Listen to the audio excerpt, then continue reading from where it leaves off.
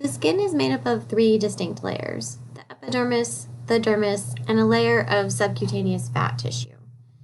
I'm going to talk a little bit in this screencast about each of these individual layers. And we're going to start on the outside first, or on the outermost layer, which is the epidermis. And so the epidermis is quite thin, but it's actually made up of 5 distinct regions, each of which has its own individual properties.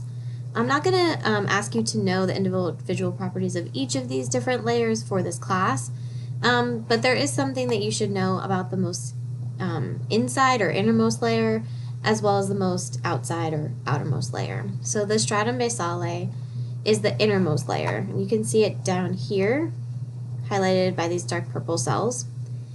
And what you can see is that each of these purple dots is a nuclei. And that means that you can actually see that there's a lot of new cells being generated down here.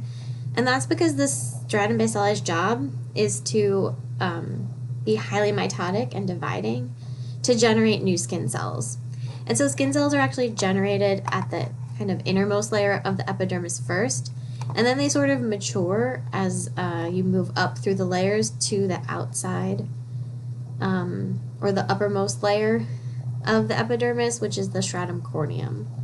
And most of the cells within the stratum corneum are actually dead and keratinized or hardened. And that's to provide some protection for the outer layer of the epidermis, right? And so you've got a lot of cell division and generation of new skin cells down here in the inside of the epidermis at the stratum basale. As you move up, those cells tend to die. There's less cells, they become hardened and keratinized, and the stratum corneum is kind of the hardest and most keratinized layer on the outside. And what the epidermis's job really is to provide a barrier for protection for the inside of the body from the outside world. And in addition to just sort of the skin or epithelial cells that make up the skin, the epidermis also contains melanocytes, which are pigment-containing cells that give skin its color, as well as immune cells and some sensory receptors that allow us to sense touch and pain and heat from the outside environment. And so moving inward from the epidermis, the next layer is sort of the thickest and largest layer of the skin, and that's called the dermis. You can see it's much thicker than the epidermis, and the dermis is actually composed mainly of connective tissues. Specifically, one connective tissue kind of outweighs the rest in the dermis, and that's collagen.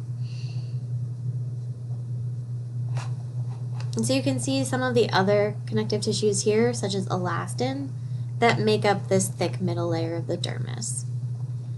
Inside the dermis, you have this matrix of connective tissue, but there are also glands, sebaceous glands, which secrete oils around your hair, as well as sweat glands, which secrete sweat, hair follicles, where small hairs grow out of, are found in the dermis.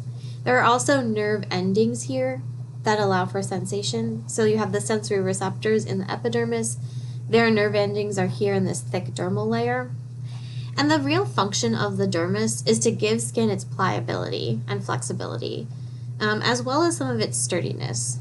And that happens basically because of the structure of the dermis, right? So collagen and elastin are very strong, but they're also flexible. And so they give skin the ability to kind of bend a lot without breaking.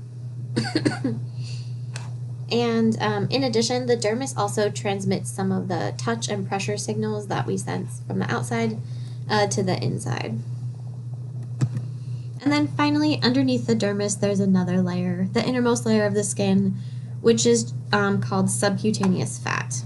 So cutaneous would be considered like the epidermis and dermis. Subcutaneous is the layer underneath, right, or this inside layer.